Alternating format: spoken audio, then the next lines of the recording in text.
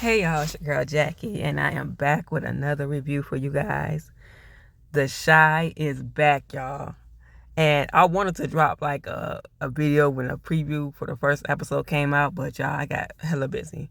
But anyway, I'm gonna be reviewing episodes 1 and 2 in this video. So, before I get started, y'all, make sure y'all like, comment, and subscribe, and make sure you hit that notification bell so you can get my videos every time that they drop. Now, this is season 6, episodes 1 and 2. The first episode is entitled New Chi City, and the second episode is entitled Mo Douda, Mo Problems. Y'all, it's going down this season. Y'all hear me? It's going down. Let's get into this review. I'm gonna start off with this first episode, and what I'm gonna start off with is I want to talk about Nina and Dre and Tracy and Jada and this little conversation they had. I know I'm not going to order, but I just want to start off with them first. And is it me, y'all, or does Dre keep saying stuff alluding to like that she don't want to be married to Dre to Nina no more? Or is that just me? Because I just feel like she be saying some little slick stuff sometimes, and it's like alluding to that, like she just wants out of this marriage with Nina. And like she is not over what happened. And I'm just like, okay. Like, okay. It's like she say stuff like when they talking to their friends or whatever like that. She'll say something as if she's speaking in general, but what she's saying like applies to her own situation with Nina. If that makes sense. And at this point, I'm like, look, sis, at this point, just say what you want to say. Say how you feeling. Because at this point, it's giving very much, I'm done with this marriage and I don't want to be bothered no more. And I can't get over what this woman did, which is cheat on me. So, at this point, you need to say that. Instead of just making these slick remarks while y'all having these conversations with y'all friends. Because, yeah, I'm getting kind of tired of that. Like, you going to forgive her and move on, or, leave and not be bothered with it no more. Still be there for the kids if you want to or whatever, but at this point, I mean, make a decision. Now, move on to this Tracy situation. Child, and they're talking about something, oh, she don't want to be bothered with Douda no more and stuff like that, and she just missing his calls or whatever. And I'm like, okay, sis, if you gonna do that, or whatever like that. She wanna be alone right now. Hey, more power to you. But then later on, we see her letting Douda come over and letting him smash. Girl, I ain't even got nothing to say about that, girl, because you just blew me. And then Jada over here talking about some, how she waited, what was it, 20 years for Darnell to act right. More power to you, sis, but I ain't doing all that. You know what I'm saying? I'm glad it worked out for y'all or whatever like that, but listen. Yeah, I wouldn't be encouraging nobody to be doing nothing like that, but okay. Love me some Jada, but that ain't the move, boo. So now, we're gonna go over to Trig and Fatima now. Okay, so when this season started out, I mean this opening scene, they had everybody getting it in or whatever like that, and walk the bam and stuff like that, and we see Victor and Fatima, they get done doing what they doing, and they start talking about his campaign and stuff, and she like, you really think you can win this? And he was like, I don't know, you know what I'm saying, but you can tell like he wants to win this, he wants to make a difference in his city, you know what I'm saying. So we get introduced to his campaign manager. I don't like him one bit. I feel like it's something about him that don't sit right with me. He just feel like he gonna be up to something shady, and I just don't trust his ass. You know what I'm saying? I just don't. And it is what it is. He kind of remind me of that motherfucking chief of staff from Independence Day. Everybody ever seen that movie? That white dude that kept on having an attitude about everything the president was deciding to do, and then he ended up what was his name? Mr. Whatever the fuck his name was that he ended up firing at the end of the movie. But yeah, you know what I'm saying? That's what he reminded me of. I was just like, nah, I just don't trust his chief of staff. So what else we seen with Victor? Oh, so he was at what's the name of Amy's restaurant? Smokies. Forgot about the name of his restaurant real quick. And, they told him to say something. The campaign manager told him to do a little speech or whatever like that while he was in there. And so he did his little speech or whatever. And then as he was walking away, Papa, because I guess he had asked Papa, to get him some red pop or whatever it was that he asked him to go get. As he's coming back, he runs into him and just spills the stuff all over him. Now, prior to this, him and his campaign manager were speaking.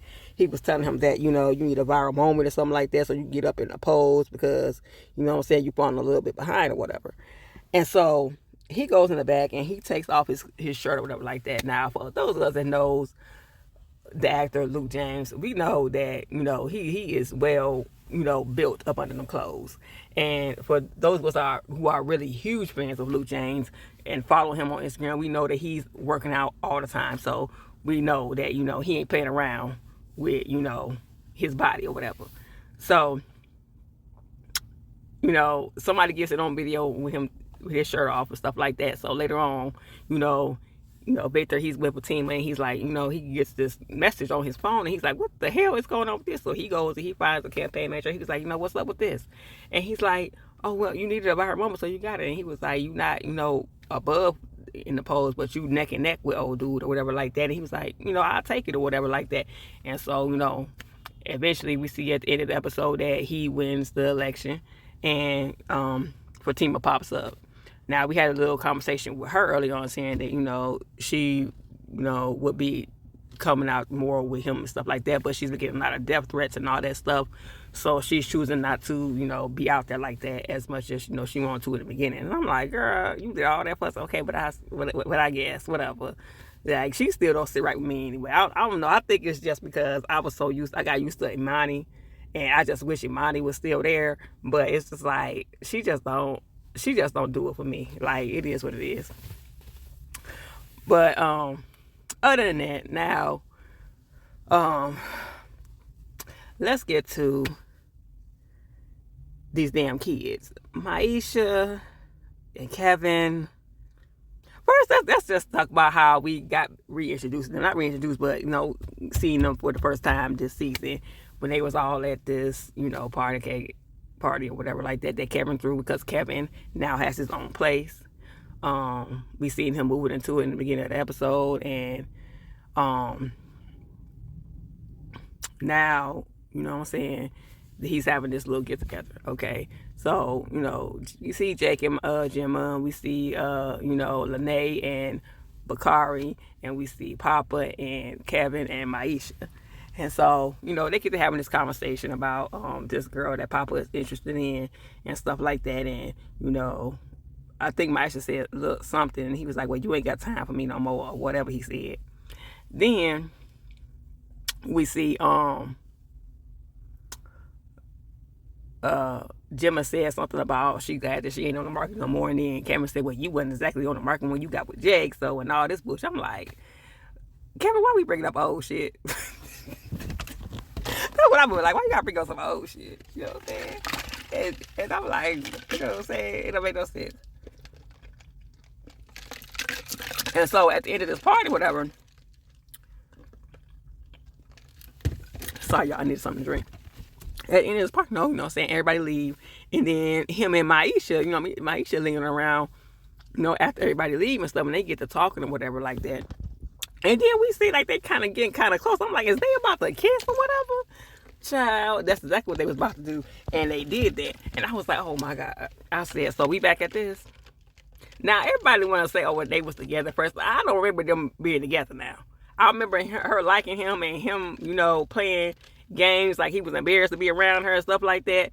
I mean, and you would have called that. Now I go back and watch it, because at first I was like, they was never together. She just liked him and he didn't want her. But then when I went back and watched it a couple of days ago, I'm like, okay, they did kind of like, whatever, but still.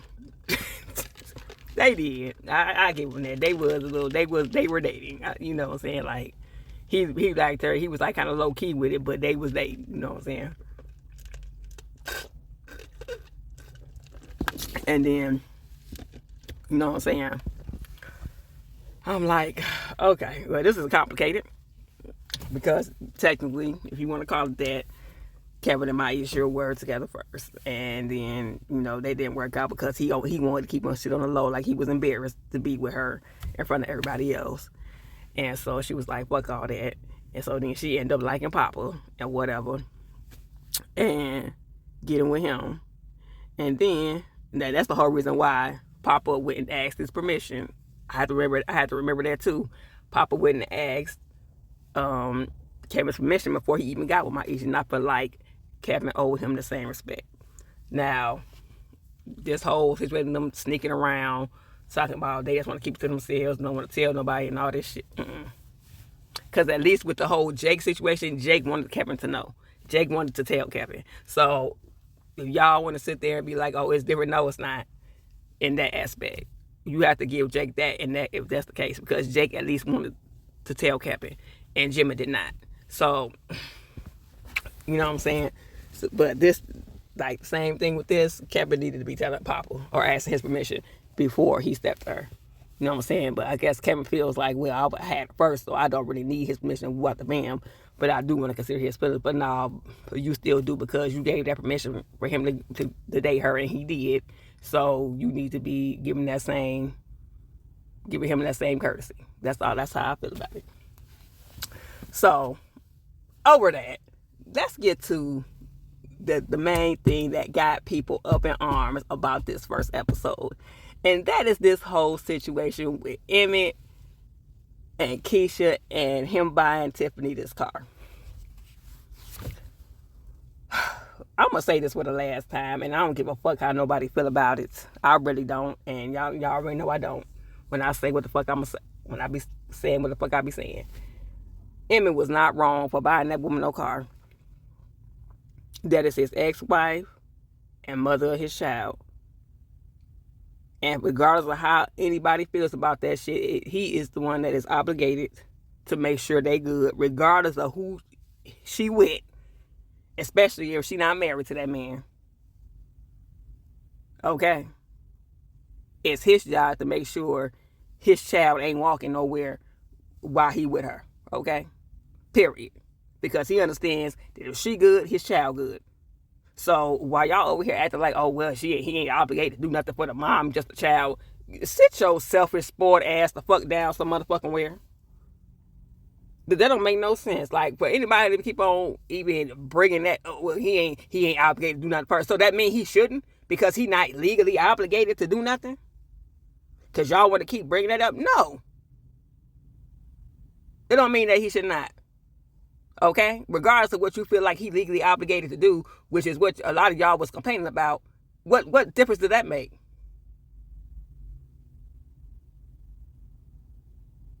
He's still obligated to her, regardless. Which ain't even true.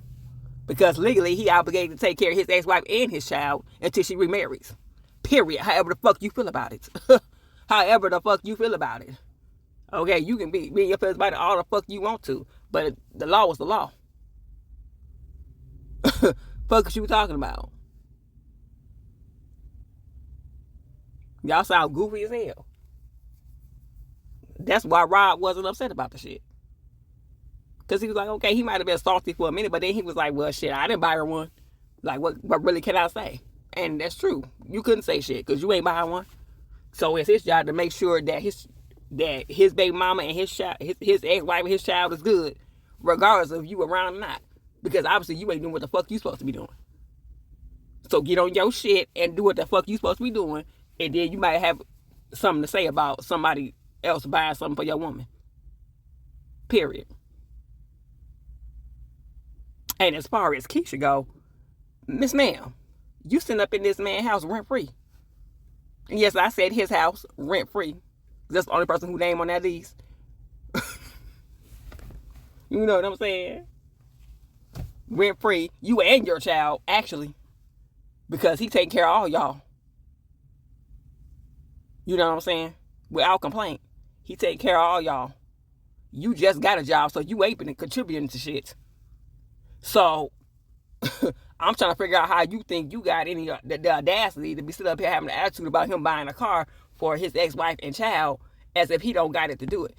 I understand all that y'all trying to talk about. Well, he could have had a conversation where he did have a conversation with her. This is my whole thing. He had a conversation with her after he did it. Which is, for me, would have been perfectly fine. Especially if I know he has the money to do what he has to do, and he did. So what difference does it make if he came and said something to me right beforehand or during it or right after he did it? It doesn't. As long as I'm made aware of it. You don't have to sit down and talk to me, and again, as if you're asking my permission to do something with your money. Period. Like, y'all act like he's spending her money on his damn car. He not. Stop it. It's the entitlement for me. It's the damn entitlement for me. Because what make y'all think that you got any authority to be trying to tell this motherfucker, oh, you need to have a discussion with me, like you asking, like you need to have my permission before you, because that's basically what it is. We not gonna play dumb and play these games. We as grown-ass women need to stop playing these games with these men and acting like motherfuckers is stupid. There is no reason for nobody to sit down with you before they have before they do what they gonna do with their money, unless it's for you to give them your approval to do it. Which means you want them to ask your permission to do it. We're not gonna play this game. We're not gonna act like we're dumb in this situation, because we're not. Let's be women. Let's speak as grown-ass women. Let's be real about that shit. You want to be able to give somebody your approval for doing something. In which, in this case, Emmett didn't need her approval to do something for his ex-wife and the mother of his child. He didn't need her okay. He didn't need her to be okay with it. Which is why he went and did it, and then came back and was like, hey, I did this. That's y'all problem. Like, because for what? My man would never need my approval or okay to do something for the mother of his kids. Period. And I wouldn't even act like he needed it or require him to do that. Period. Now, once we get married, now that this is everything that comes into our marriage is considered ours, yes, we need to have a pre-conversation about anything that you spend. That's going to be a large sum of money. Yes, we need to do that. Because now it's our money. Now, I'm still not going to have no problem with it, especially if we got it to do it. If we got it, your kid's mama got it. That's just how I'm rolling. If we have it, your kids have it. Period. And if that means you got to give it to your baby mama, and so that in order for them to have it, so be it. A lot of you motherfuckers is too worried about putting something in the hands of your baby mama or your ex-wife because of hurt feelings and all that other bullshit that you can't see past what the fuck is actually going on. That the car is benefiting the child. And that's the problem. That's my problem with a lot of y'all. And then another problem I got with y'all talking about something, well, he bought it for her, then he need to buy it for the rest of his baby mamas. Tiff is not his baby mama. Tiff is his ex-wife. And y'all need to quit acting like that's not the case. And put some respect on her motherfucking name. And her title. She is not his baby, no longer his baby mama. She stopped being his baby mama the minute he said I do in that courthouse in season 3. Period. I don't give a fuck how you feel about it. I don't give a fuck how you feel about it. He married that woman. Therefore, that is his ex-wife, not his baby mother. And yes, she is entitled to certain things that his other baby mamas are not. Period. End of discussion. Yes, if he wants to buy her a car or anything else, or a house or anything else he wants to buy her, he's well within his right to get that to her, and she's well within her rights to receive it. So I don't even understand what the fuck the issue is if he's able to do so. Why are y'all so up in y'all feelings about a man doing for his ex-wife and the mother of his child just because y'all don't want to do it? The shit is childish. You want to be an ancient nigga? Go ahead and do that. That's all on you. But you ain't finna act like another nigga is wrong for doing the shit that you don't want to do. Period. And then you got these goofy ass females sit up here co-signing their asses like the dumb asses they are. Yeah, I said it. Co-signing foolishness and misogynistic behavior. Sad as hell. Sad as hell.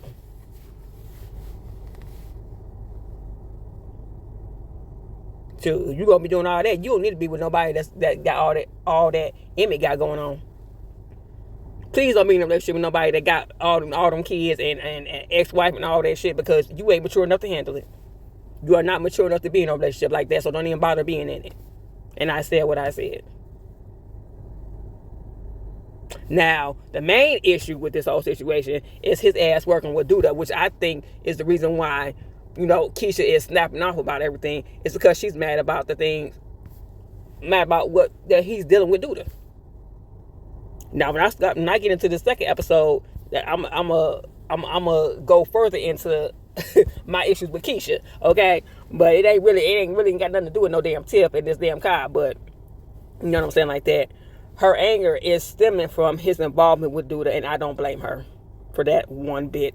I will be in my feelings about it too. I would be on Emmett's neck about that every second. I don't care how nobody else feel about it. There's some other people talking about something, she just being controlled. No, she's not being controlling. She care about this man, and she care about what he doing and how he getting this money, because not only that, her child is involved in it as well. Now, the only difference between me and Keisha is, if I knew that he was dealing with this man and having everything funded by this man, I would be gone.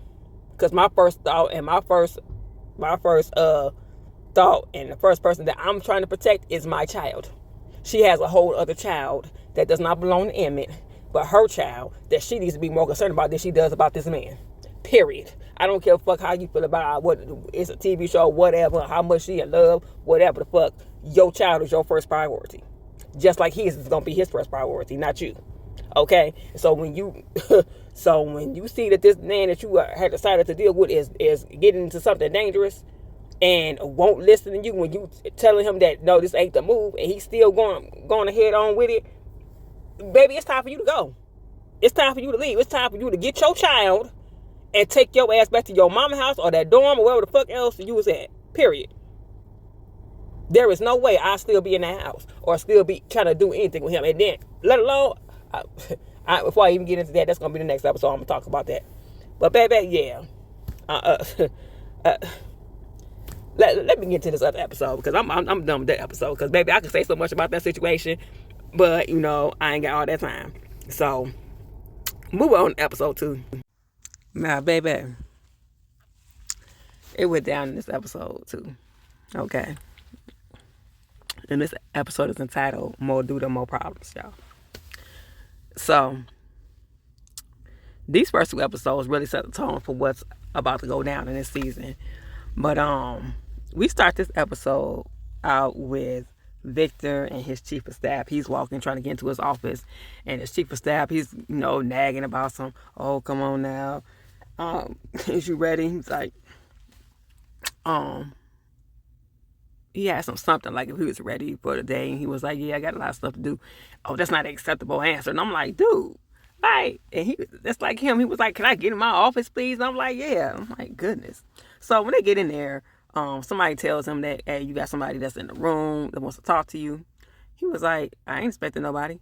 So he go in there, and it's Jamal, which is Lene's brother, who is played by Vic Mensa. Okay, and so he's like basically telling him like he wants to see his sister, and he knows that Trig knows where she is, and he goes, no, I do, and he basically tells him like what it feels like to be more of a father than a sibling to your younger siblings or whatever like that. And he was like, basically, was like, okay, I'll help you find or whatever. But like he was kind of giving me like when he first asked him, like acting like he was like he ain't didn't used to be his ass in the street too. Like, come on, dude. Talking about something, it don't make it no better because he got out early and all that stuff. I'm like, Trig, you was just murdering motherfuckers, like, you know what I'm saying? Like, stop it. I love you. Y'all know I love me some Luke James. I love you, but I don't say, Luke, this is Victor. You know what I'm saying? But Victor, stop now. Stop. All right, boo, stop. Okay, so then, we get to Keisha and Emmett. Lord. Okay, so she walked in from the bedroom, I guess, and Emmett in the kitchen. And he like, we gonna finish talking about what we talked about last night. And she was like, ain't nothing to talk about. And he was like, what you mean? She was like, well, you do that again, you know what I'm saying? We're done. And he was like, you serious? She was like, yeah, I don't like that you walked out on me. And he was like, I ain't walk out on you. And she was like, you know, you was gone for 3 hours or whatever. And I feel her on that. Like you don't walk out the house now. You can walk and, you know, sit your ass and go in there on the couch, which is what I would have did. Now, I definitely would have done with the conversation that she was trying to have. But, you know what I'm saying? I would have went to the living room. I would have sat on the couch. I wouldn't have never left out the house. So, yeah, he was wrong in that aspect. And so, he was like, okay, or whatever like that. And he missed when they used to have fun. And she was like, you know, I'm your woman. I'm not no amusement park. And I was like, yeah, I felt her on that. And so he was like, okay, I'm sorry for walking out on you or whatever. But I will say this, I'm glad that, you know what I'm saying, the situation as far as the car and stuff, that conversation was deaded because it needed to be. And, you know, her issue now is with him walking out and stuff like that. Okay? And yeah, he was wrong for that.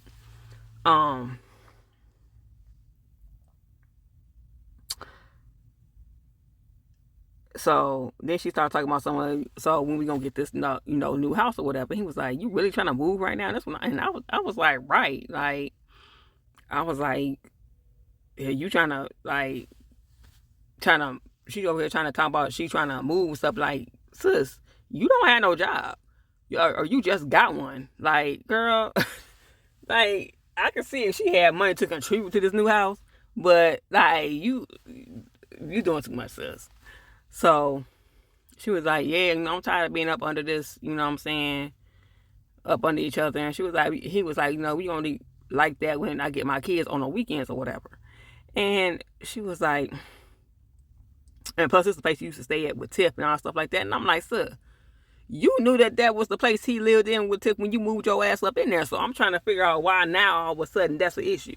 Girl, see, this is what's gonna piss me off about Keisha.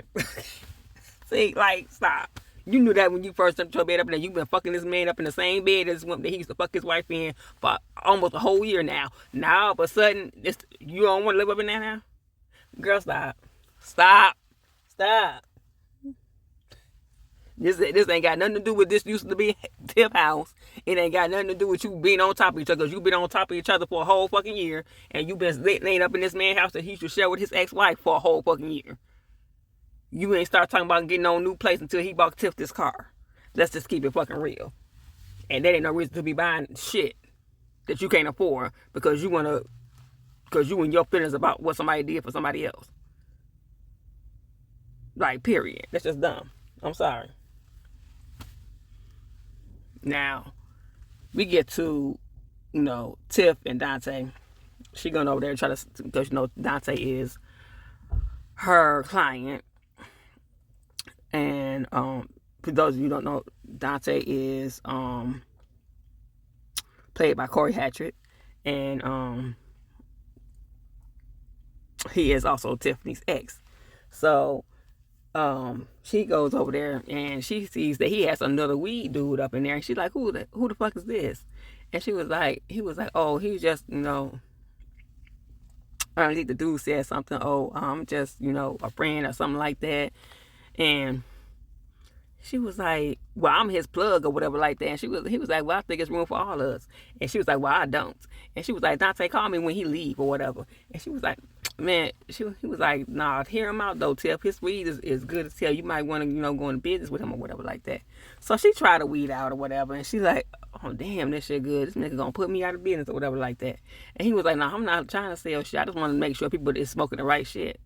And she was like, you know, because I am surprised I ain't, you know, coughing up a lung or whatever. And he was like, yeah, people ain't supposed to be choking on their weed and all that stuff. So, she get talking to Dante after that and stuff like that. And his old goofy ass talking about something, you know, well, I smoke his weed exclusively, but, you know, I buy from you just so I can see your face. And she made it very clear to his ass that, look, my nigga not going nowhere, so this is strictly going to be fucking business. I don't know what the fuck you thought. And I'm like, dude, get your ass the hell on. Now, moving on to Rashad and Deja. So Rashad takes it upon himself to start opening up his, you know, vintage, you know, shop and stuff like that. So he starts selling his own old clothes and stuff like that. And, you know, Deja's like, what did you, like, I don't think that our front porch is, you know, the proper place for you to do this at and stuff like that. At first she was acting like that, but then, you know, she started putting this stuff out there, helping them and stuff like that. And eventually it was like, okay, I'm gonna let you do you. So this dude walks up and he wants to buy this two-way that he got up there. And he's like, how much you selling this two-way for or whatever? He was like, you know what? It's usually like $100, but I'll give you for a smooth 50. He was like, for the two-way? And he was like, who want a two-way? He's like, oh, I ain't think about that. He's like, man, I give you $20. And then she was like, you know what, man, never mind. I was like, so then she was like, you know, you need to lower your prices. And I'm like, man, dude, come on now. You charge too much for yourself. That's why people don't respect black businesses like this as it is. Because y'all want to overprice y'all shit. And I said what I said. Feel how you want to feel. Now, you know, the next scene, we get to Jim and Maisha. They up in this store or whatever like that. And we see Jake in there as well. I guess he's selling some of his clothes in there. And, you know, they talking about, you know, her needing another song. And, you know what I'm saying? And to try to get something that's going to, you know, attract the, you know, the kids or whatever like that. And she was like, no, tricks for kids and not me. And she was like, well, the kids is one that's buying your music. So, you know, you need to, you know, put something out there and, you know what I'm saying? So you can get noticed it because you only got one song right now. And so then she was like, I don't, like, she don't want to basically, like, go with no trend or whatever like that. And so this other rap girl come in there, I guess she a local rap artist or whatever, and she comes in, she was like, you know, ain't nothing wrong with being trendy or whatever. And Gemma was like, I agree. And she was like, you know, you got some dope music and stuff like that, you know what I'm saying, when you gonna put out some more music. Basically saying the same thing that Gemma was saying. Then she was like, you know, one of my artists got locked up, so I need somebody, you know, to, you know, warm the crowd up, you know, open up for me for like 15 minutes. And Gemma was like, you know, well, I'm her manager or whatever like that, and she can do 10 or whatever like that. And she was like, I do 15. And she was like, well, she can do it, but no, I need had a DJ like warm up the crowd or whatever. She was like, okay, cool, whatever. So they exchanged numbers. Gemma and the girl exchanged numbers so that they can set everything up. Now we get to Darnell and Emmett. Now he started talking to him about some stuff that he heard and all that stuff like that, and basically just trying to tell him that, you know, it ain't no good look fucking around with Douda and stuff, you know, and just because he think he know everything about something don't mean, you know, that Darnell that Douda know everything about everything. And he was like, yeah, that's true and stuff like that. Basically, you know, like trying to tell him, like, not trying to tell him what to do, but like just give him advice about dealing with somebody with Douda. And then, you know, he kind of hit on that he heard from his mama that, you know, he bought Tiff the car, but they didn't really go into it or whatever like that. And he was like, yeah, you know what? And so he get ready to go. And so he give Darnell a hug. And, you know, Darnell was like, you know, I'll go and see about this house with you or whatever like that. He was like, no, dude gonna be there and hook me up with his, you know, realtor or whatever like that. And he was like, oh, okay. And, you know, he ended up going about his business. And then we see Tiff bring the weed back to Rob, and they start smoking, and he was like, damn, I'm not coughing or whatever like that. She was like, exactly. You know what I'm saying, like that. And she basically tells him that, you know, we need to have a conversation with this dude and basically, you know, make him the new supply so that they can get him up under Douda or whatever like that. And he was like, okay, whatever. So she was like, okay, let me call, you know, Dante so I can, you know, get, you know, the info, the dude's name and phone and contact information. He was like, Dante. She was like, yeah. And he was like, okay. You know what I'm saying? She was like, it's cool, you know, I ain't fucking with him like that. And he was like, you better not be. He was like, matter of fact, I'm going to come with you. And she was like, I can go myself. He was like, we going together. And I was like, yeah, y'all need to go together. And so they ended up going together. So we get to Kevin and Jake. And, you know, they playing a video game or whatever, and they start basically talking about, you know, what's going on with each other and stuff.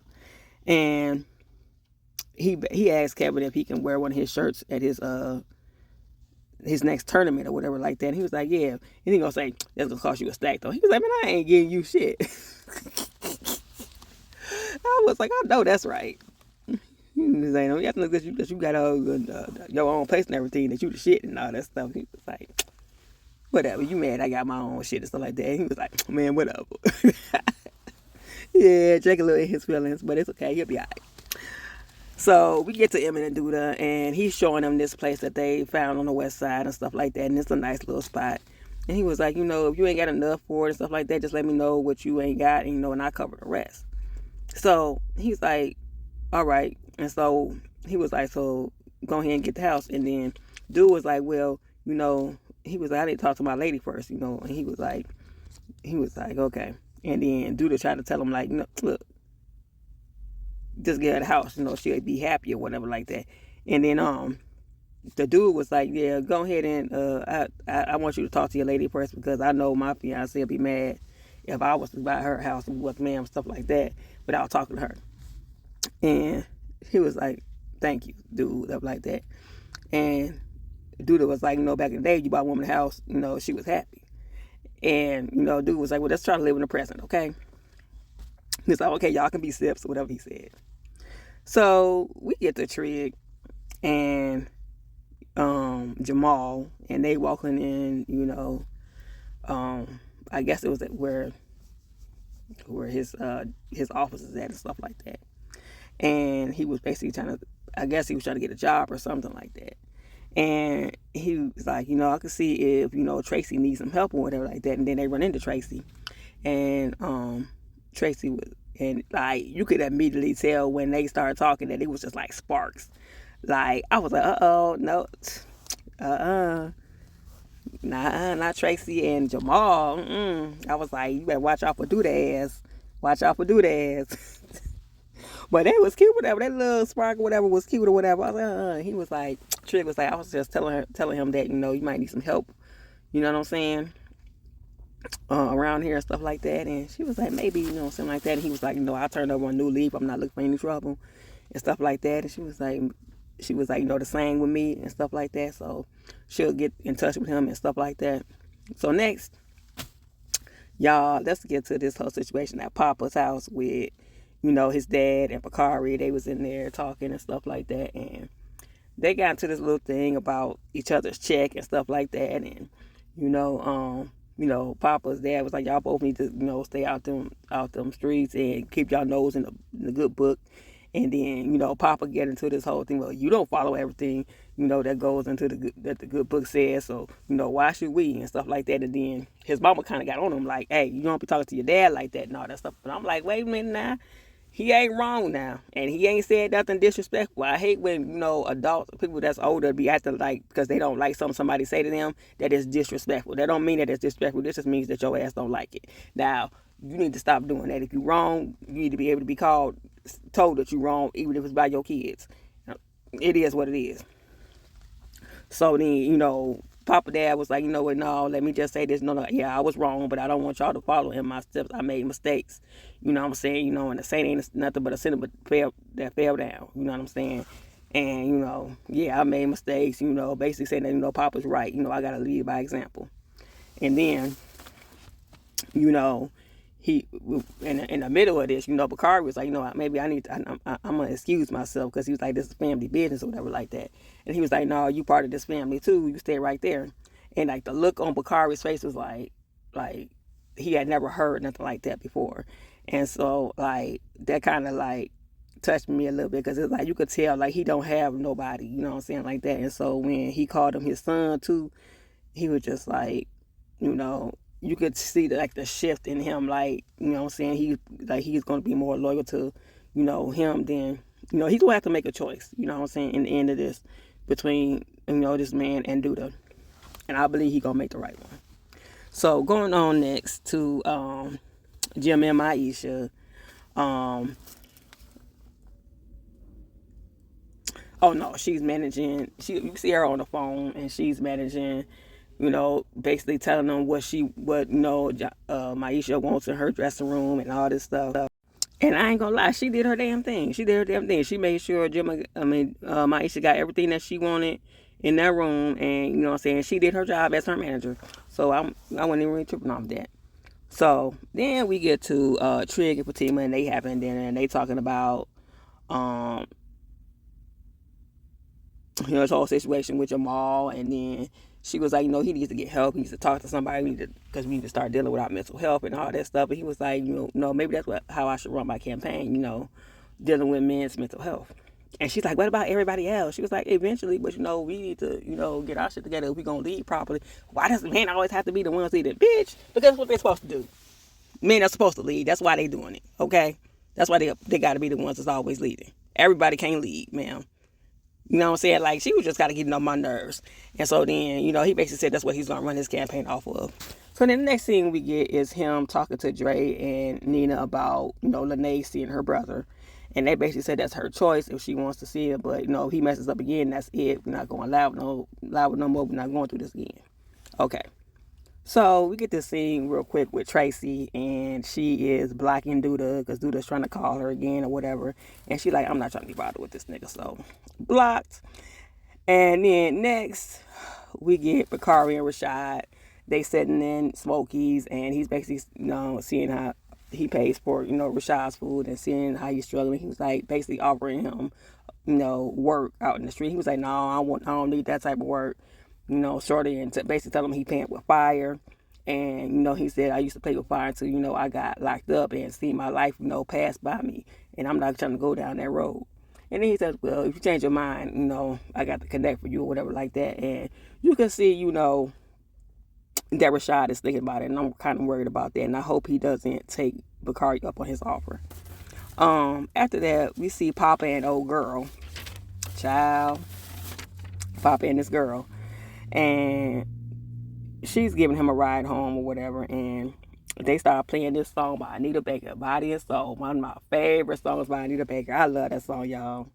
And basically, you can tell that he's liking her and stuff like that, and he just wants to be, somebody that she can count on. And it's kind of cool because they're both PKs. And for anybody that knows me and knows that, been following me for a while, you know that I am a PK also. So this kind of like hit different for me. So and it's just real cute. So after that, we get to Douda and Stanley. Douda walks up in the church wanting him to, take a donation. Basically, he wants him to clean this money for him. And he's like, no. And he's like, you sure about that? He's like, yeah. So he's like, okay. So he walks out. And, he asked him, Bakari why he didn't come in. He was like, I live with the dude. He was like, okay, but you work with me. And then that was the end of that. So then Tip and Rob, they have a conversation with Cairo, and Cairo basically was like, he doesn't want no money from them. He basically just wants to teach them how to grow their own weed so that they can, have healthy weed and stuff like that. And he basically wants to change the game. So then, Rob was like, we don't have no money for that. And he was like, well, get you an investor, and then I'll show you what to do. So him and Tip go home, and she's like, I know you got money, what the bam. And he was like, basically, this is my mom's house, and I'm basically her tenant. So then she basically tells him, look, do you believe in me? He was like, of course I believe in you. He's like, well, then go get this money so we can, get from up under Douda and all that stuff. He's like, okay. So we get back to Keisha and Emmett, and they end up buying this house, which I don't agree with, especially with it being funded by Douda, but, they end up getting it, whatever. So we get to Gemma and Maisha, and this is after the gig or whatever. Kevin comes up in there. Baby. Kevin comes up in there, well, he's in there waiting on Maisha after her show or whatever. And well, no. First, we seen them. She was like worried about what happened the last time at the show, and she's like, we can't be worried about what happened last time. We just gotta be focused on what's going on now. And she was like, okay, whatever. And so after that, we get this scene with Maisha and Kevin after the show, and she's basically like asking like, you really trying to get back with me and stuff like that. And he was like, I miss you, Maisha. And she was like, I miss you too.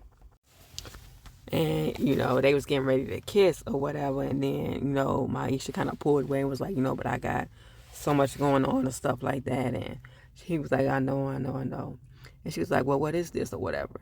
And he was like, we ain't got to put no title on it. And she's like, why? Because you ashamed? And he was like, no, because, I just don't want people all up in my business and stuff.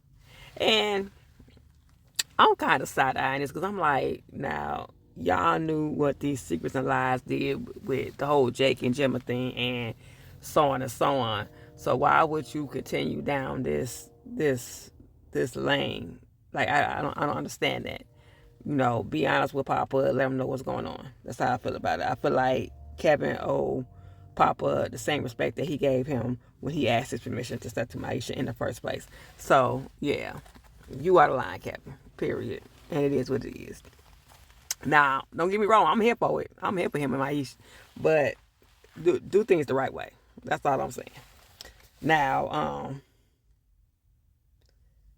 we get this scene with Papa and old girl again at the restaurant. And she's basically telling him that she's going to wait till he turns 18, for, her to, date him or whatever like that. And so they agreed to it or whatever. And, I still think it's something sneaky about old girl. I don't know what it is. I can't put my finger on it. But it's just something that don't sit right with me about her. The final scene, y'all, with none other than Miss Lynn Whitfield. I forget what her name is on this show. I'll probably pick it up next episode. But I absolutely love this woman, and I'm so glad that they got her for this role. She is the perfect person to play Rob's mom. And Rob basically goes in and asks his mom, for a loan, to start this business up with Tip. And he's like, I never asked you for anything. And she's like, well, I'll give you the money. He was like, so you don't want me to pay you back? And she was like, no, I want something else. I said, oh, shit. And so she goes on this whole speech about Q and how he was more of a father, her than a brother, and how he made sure, Rob was in, good schools and stuff like that. And basically saying she want to know who killed him and who threw him in the river like he wasn't nothing and stuff like that. And she want Rob to find out. And he was like, well, make it 100 stacks or whatever like that. And she was like, you bargaining with your, your flesh and blood. And Rob delivered one of my favorite, probably my favorite line of this episode when he said, just because we're blood, it don't mean that we bonded. And I think that just hit so hard for me. And that was a word. That's all I would say, because that is so true. And I just really want to know why it is that he don't mess with his family like that. But, he basically agrees, to go, find out who it is. She was like, no, if I give you 100 stat, you got to do more than that. Basically alluding to that she wants him to take him out. And this is when shit got real. Y'all, it got hella real. But, y'all, I think that I covered everything. If I missed anything, y'all hit me down in the comment section. Y'all know I'll respond. Again, like, comment, and subscribe. Make sure y'all hit the notification bell so you can get my videos every time they drop. And I'm really looking forward to the rest of this season, y'all. It's about to be good as hell, with all the new things that's going on. I'm interested in seeing what's going on with Tiff and Emmett and everybody else at the cast. And, and like I said, I will see y'all next week for, episode 3. See you.